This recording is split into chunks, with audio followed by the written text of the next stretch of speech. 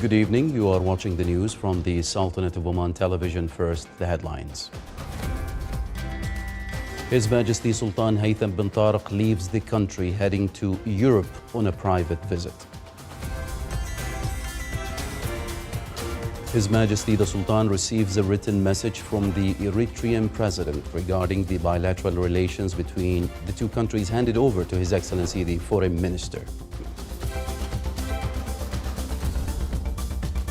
The assets value of the national development portfolio exceed 12 billion Omani riyals as last year's profits exceed 1.2 billion Omani riyals. And with a cost of about 9 million Omani riyals, 3 major electricity distribution stations begin operating in Dhofar Governorate.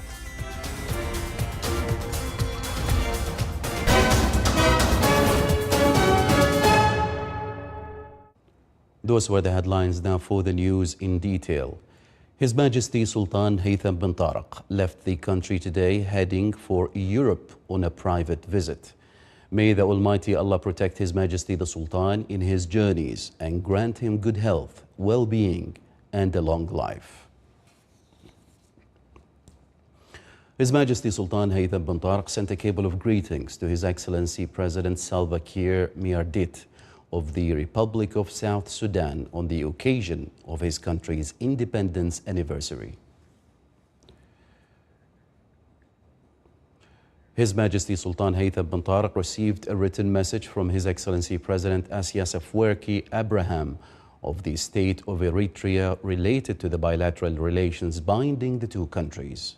The message was handed over to His Excellency Sayyid Badr bin Hamad Al Busaidi, Foreign Minister, when he received in his office today His Excellency Osman Saleh Mohammed, Minister of Foreign Affairs of Eritrea. During the meeting, they discussed the progress of bilateral relations between the two countries and exchanged views on a number of regional and international issues.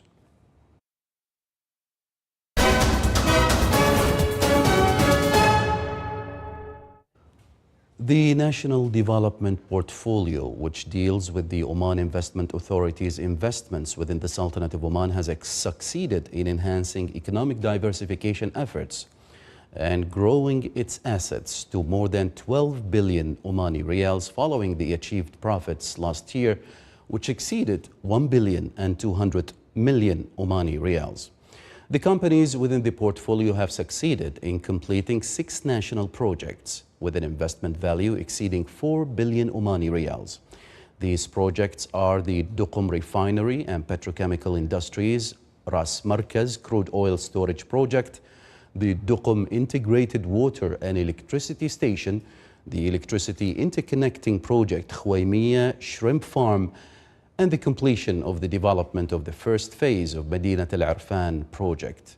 The National Development Portfolio provided the state's general budget with 800 million Omani riyals last year.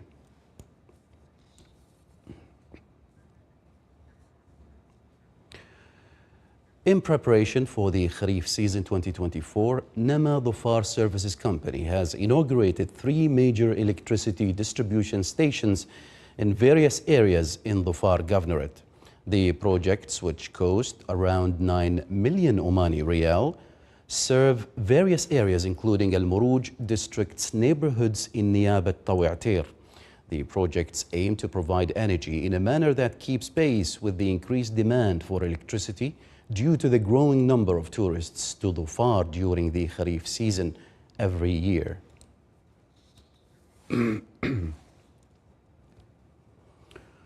His Excellency Dr. Mohammed bin Nasser Al-Za'abi, Secretary General of the Ministry of Defense, was briefed on the progress of the activities of the Strategic Exercise Decision-Making 11 at the National Defense College at the Academy of Strategic and Defense Studies. His Excellency the Secretary General of the Ministry of Defense listened to a summary of the exercise and visited the headquarters of the annual military exercise Al-Hazm at the Joint Command and Staff College at the Academy of Strategic and Defense Studies.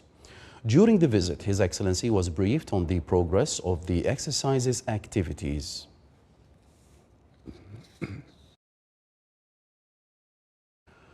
With the participation of 11 countries and 60 experts and specialists, a regional workshop on the Global Laboratory Leadership Program in the Eastern Mediterranean region, organized by the World Health Organization, was launched in Muscat.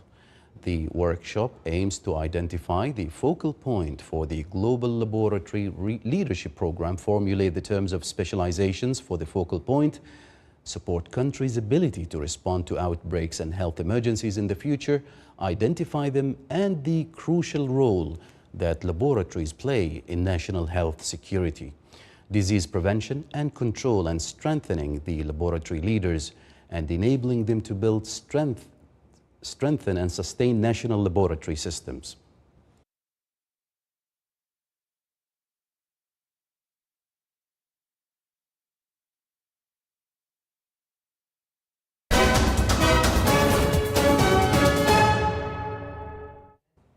And in our international news, the Palestinian death toll from the ongoing Israeli attacks on the Gaza Strip has risen to 38,153, health authorities in the Palestinian enclave said in a statement on Sunday.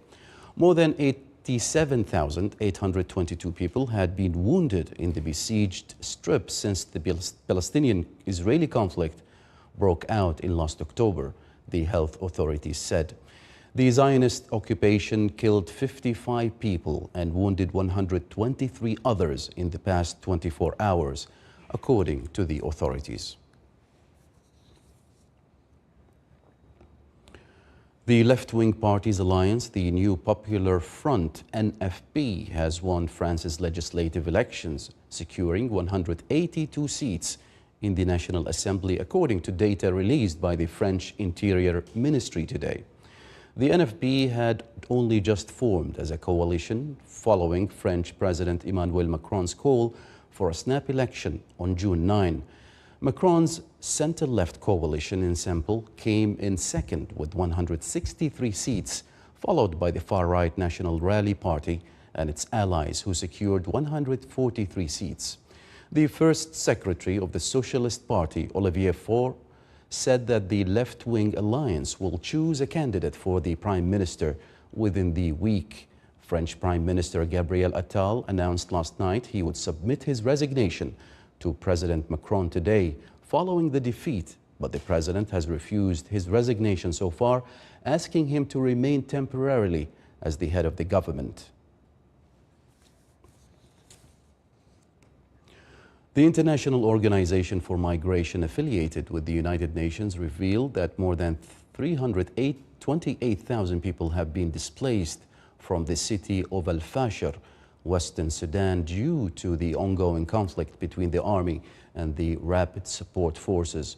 The UN organization reported that during June, field teams reported an increase in displacement to locations south of Al-Fashir, as well as to other states in Sudan, which led to the displacement of an estimated 159,325 people. Since May 10, Al-Fashir has witnessed clashes between the army and the Rapid Support Forces, despite international warnings of battles in the city, which is the center of humanitarian operations from all states of West Darfur.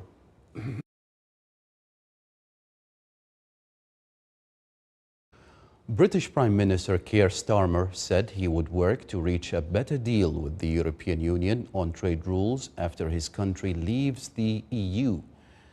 Starmer described the British agreement when it left the EU in 2020 as not meeting his country's ambitions, and he will work to improve it. Britain reached a full agreement on its exit from the European Union in December 2020, but economic observers consider it incomplete, especially regarding the customs union and the European single market.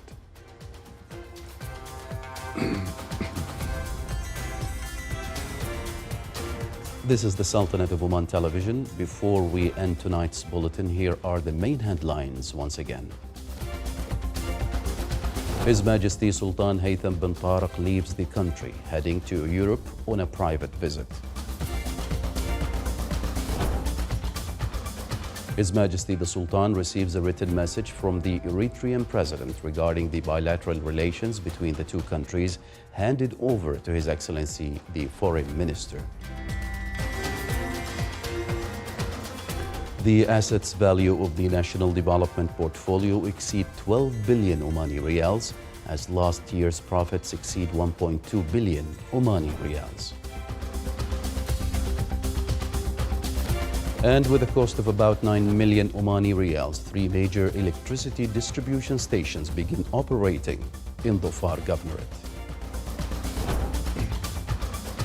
With that, we come to the end of tonight's news bulletin. From all of us here at the newsroom and the studios, it's good night.